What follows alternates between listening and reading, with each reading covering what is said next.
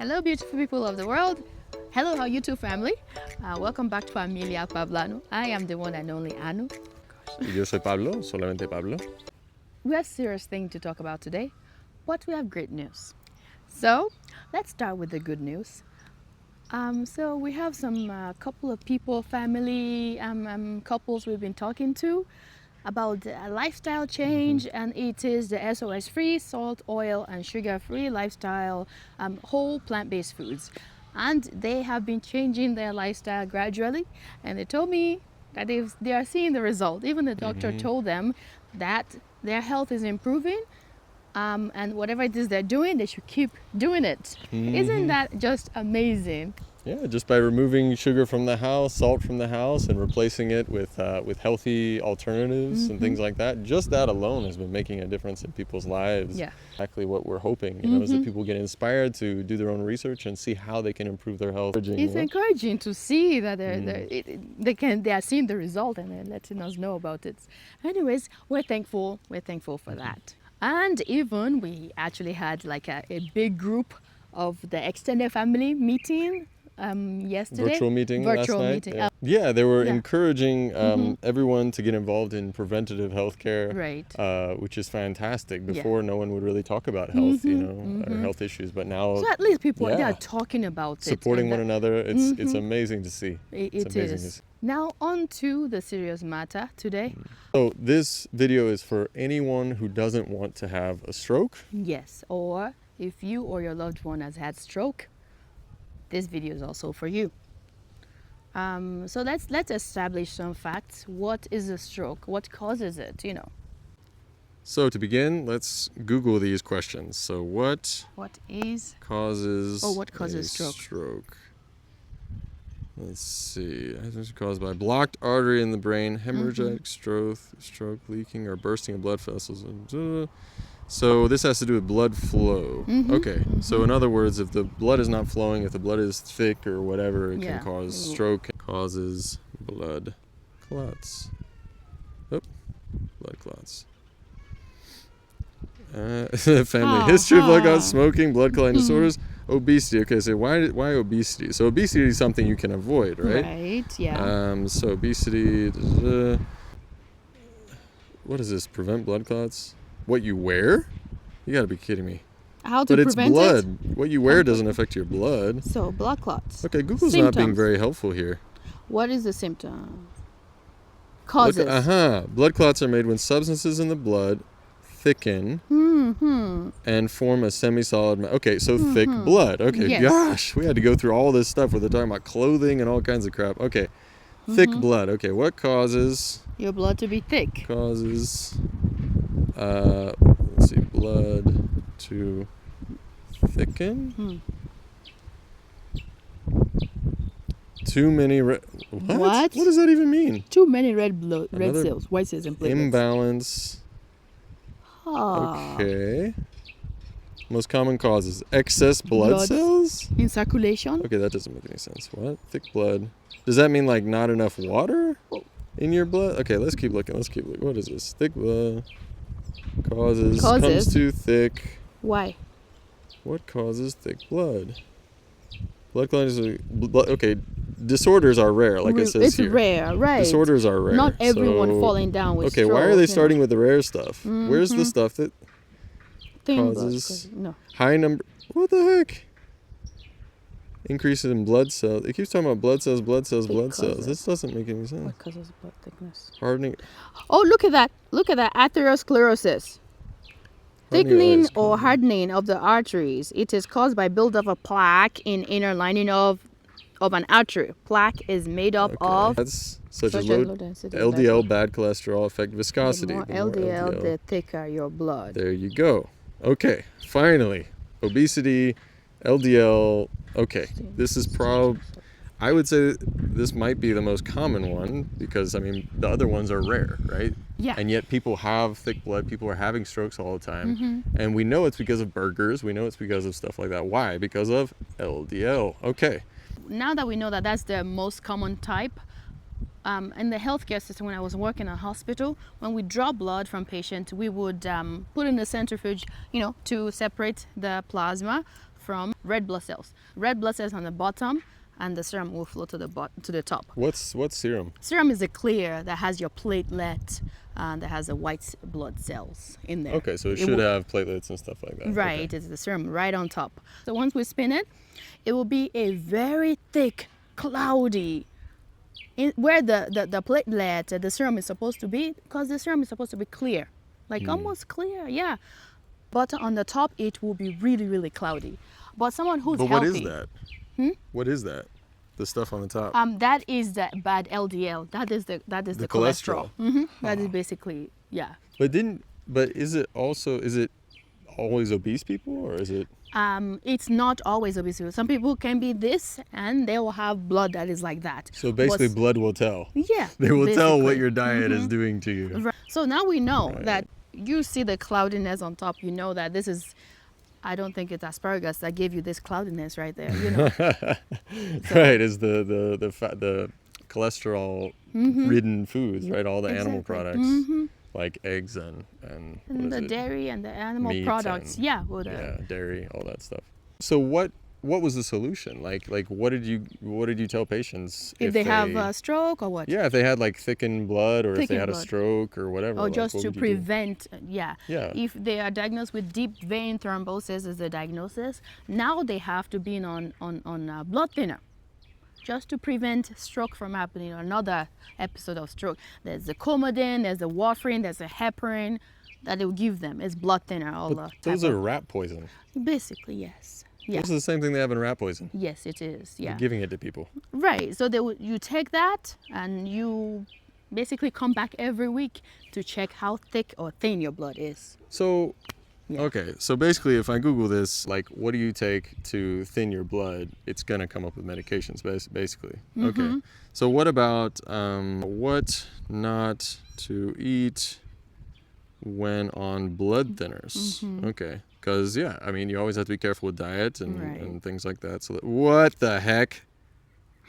Wait. It says kale, Brussels sprout, lettuce, spinach, broccoli, collard green, asparagus. Okay, I don't think, like you said, I don't think asparagus is what gave them thick blood. Broccoli didn't give you that. Asparagus didn't give you that stroke. cholesterol. It didn't give you that stroke. Scallions did not give you a stroke. What the heck? Why are they doing this? Not to eat all these greens. I don't get it. Anyways, but that is what we did tell our patients. So when they're on blood thinner, we would tell them, don't eat those things because it will thicken your blood.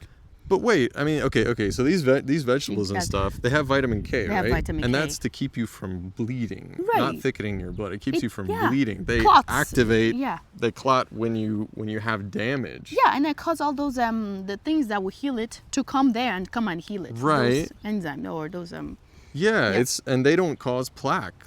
And we read earlier, it's like plaque that causes these problems. So these don't cause plaque. These actually help you like keep clean blood and clean arteries and all that kind of stuff. Why are they saying, okay, okay, so let me try to get this straight. So they put someone on a blood thinner, right? To prevent stroke, prevent the blood from thickening. Right, they're putting them on that because they're eating bacon and crap like that. Yeah. So they put them on blood thinner, and then they tell them, oh, and by the way, don't eat. No, they don't. This is Google telling them that, right? No. They don't do that in the healthcare system, do they? Unfortunately, they do, and I have unfortunately been part of that system. I worked in doctor's office, and I had many patients who were on blood thinner. They had deep vein thrombosis, and in order to prevent another episode of stroke, we put them on blood thinner. And so they'll come every week. So we'll check their PTINR. We'll tell them, and we'll send it to the doctor.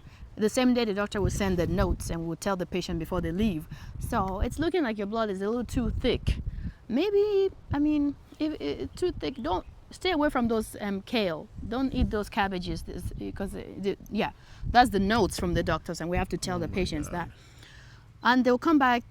They'll stop those things. They'll say, Next week, they'll come back in. They'll say, I've been very good. I didn't even eat that much cabbage this week. I only eat one kale and this and that. Your blood thin level is okay. It's not too bad. But I had a specific patient. I was very dear to this patient, and it was actually before we got married. You actually went to you saw that patient. Yeah. She invited us over to her house. To her house, we saw her, and you saw she had bruises and stuff on her. And you saw like her condition, and that is the biggest She's very fear. Depressed, yeah. Oh yeah, she lived alone. She refused to go to hospice care or to live in a home.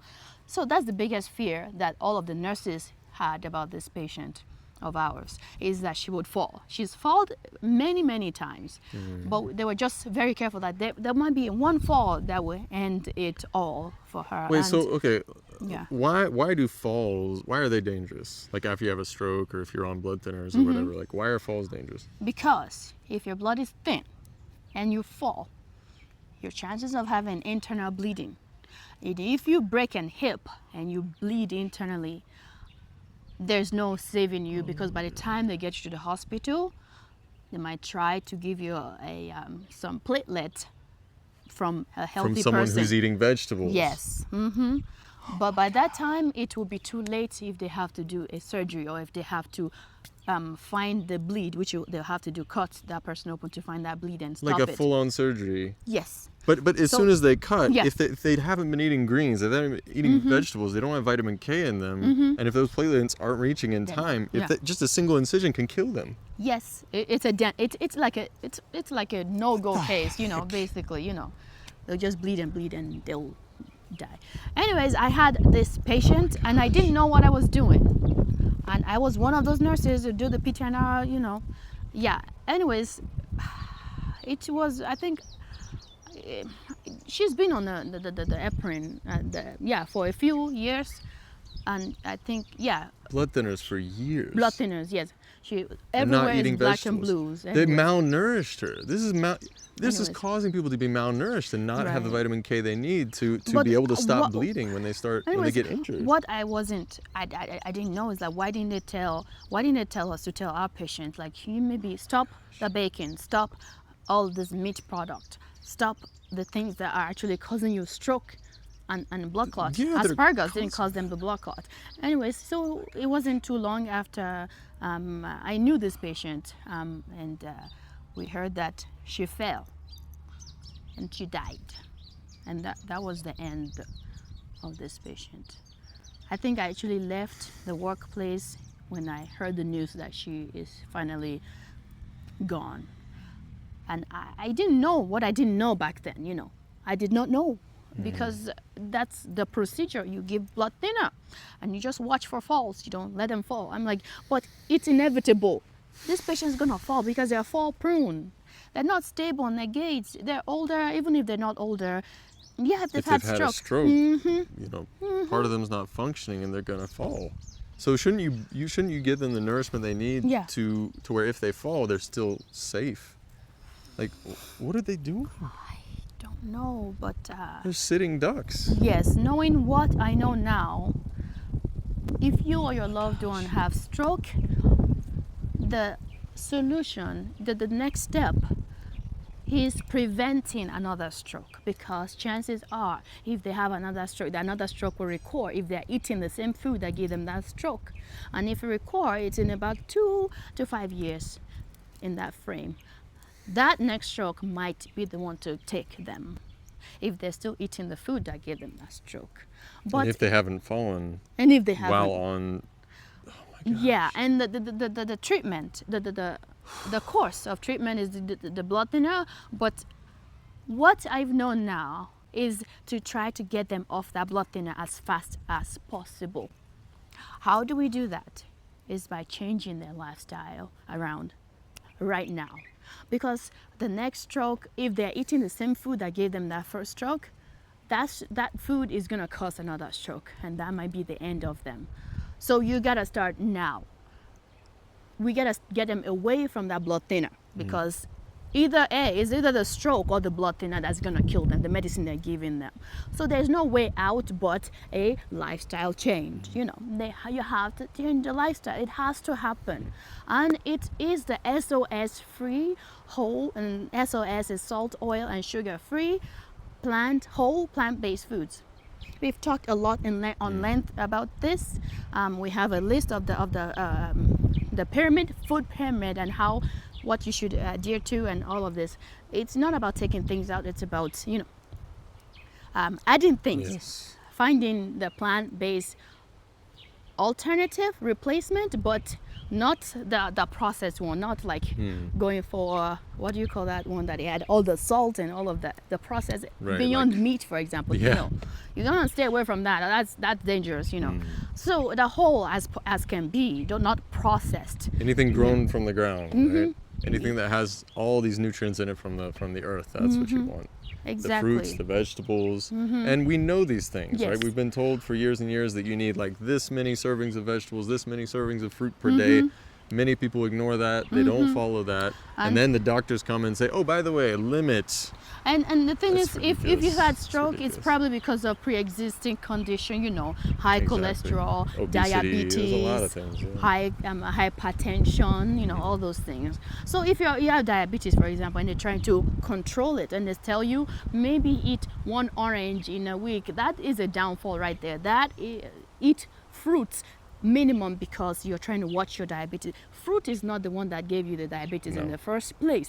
It is those unhealthy salt, oil, and sugar filled foods that you were eating in the first place. So And the meats as well. and the meat, all the animal all the products, fats, too, fats. all the dairy. Those are the things that And give the it. eggs, yes. So those are the things that give you the high cholesterol, diabetes, and all of that. So All of these avoidable chronic, they don't have to be chronic diseases. So when they tell you to stay away from fruit, that fruits have That's a red flag. the micronutrients you need to heal your body. You eat those fruits. That's the foods that heal. You eat the orange with the inside. You eat it. You eat the pineapple, the mango, all of those fruits. Tropical You don't fruits get are all from those- concentrate. You don't Yes. make juices and No. add sugar and water and all. No, No. no. You Eat just it. eat the fruits. Eat the those fruits. Those are foods that heal. Now, if they're telling you to stay away from those fruits because you have a diabetes, that's a problem. vegetables, yeah. Or vegetable, fresh greens. You have to eat all those greens. Those are what is going to heal you from inside out. So, yeah, the plan is to get off that medicine as fast as you can, or else you're basically sitting duck. So, start today. Change that lifestyle around. The sooner, the better.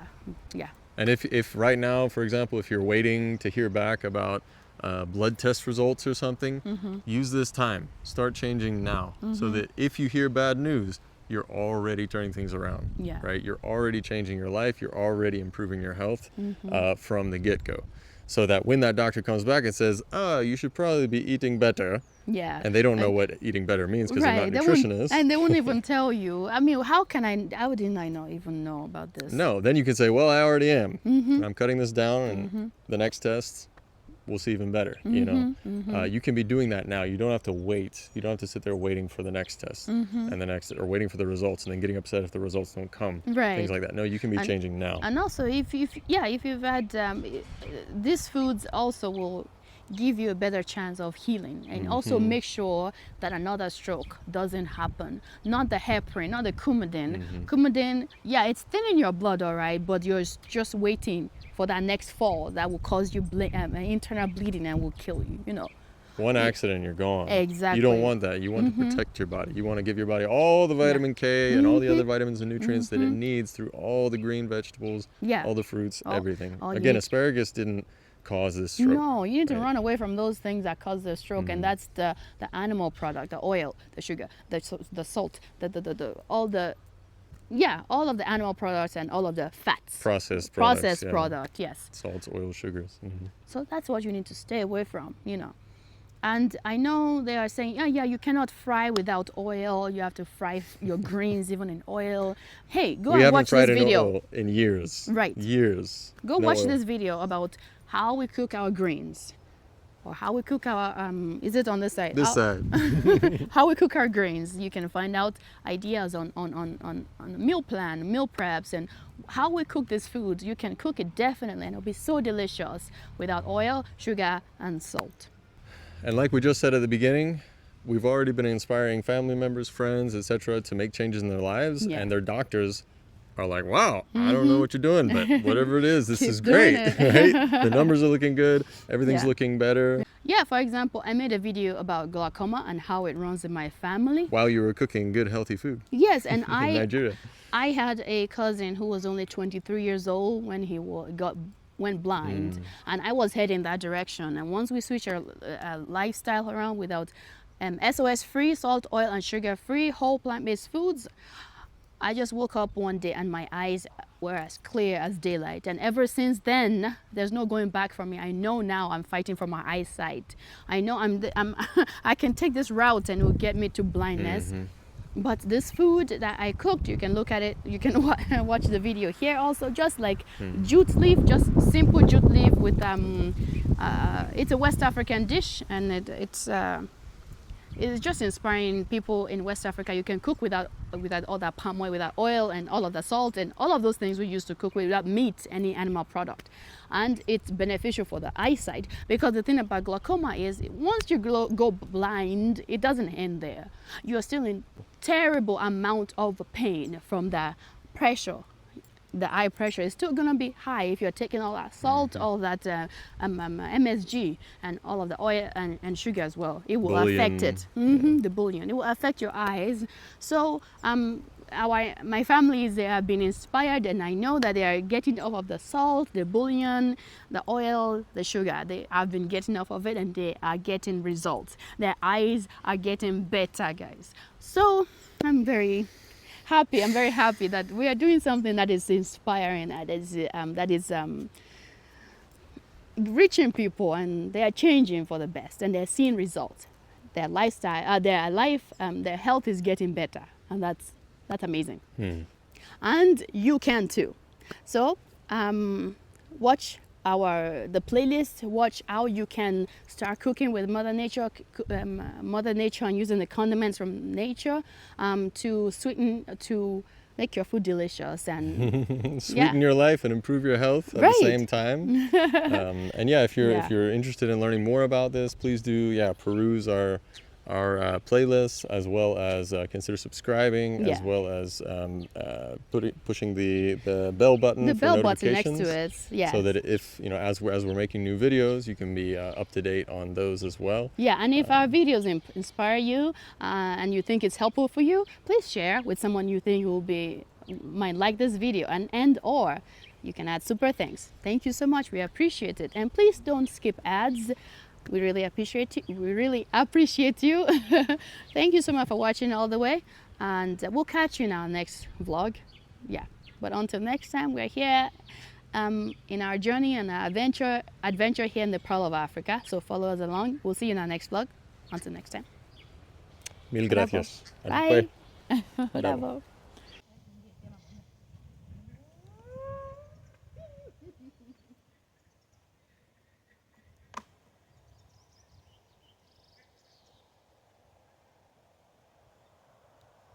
Me did that one.